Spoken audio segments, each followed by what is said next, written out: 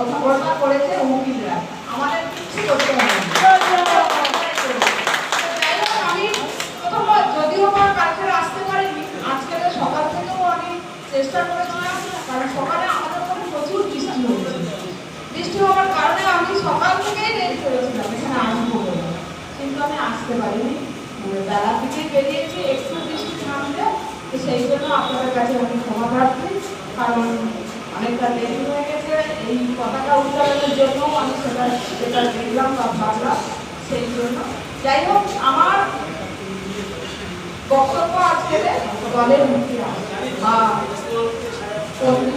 মাথা উঁচু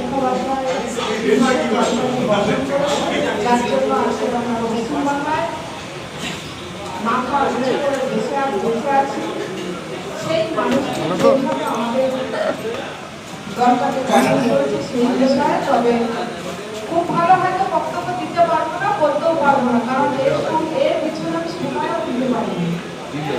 যতক্ষণ বলবো হয়তো যেটা লেখা আছে সেটার মধ্যে কিছুটা হয়তো সামনে বলতে পারবো, কারণ এই বিষয়ে জানতে বুঝতে পড়তে সময় লাগে। তো ওই সমস্যার জন্য জমা দিতে হবে, তো ওই জমা দেওয়া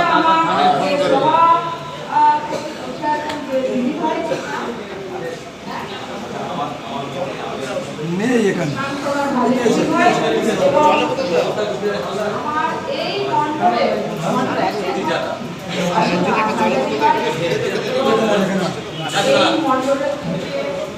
জেলার জিএস রয়েছেন সেই ভাই, এবং এই বিধানসভা যিনি পরিচালনা করেছেন সেই বন্দনা সাময়িক দাদা, এবং এখানে আমাদের বাকিরা আছে একজন মন্ডল ছিলেন, কিন্তু একসময় লড়াই করেছেন, লড়াই দিয়েছেন সেই সুরেশ ভাই।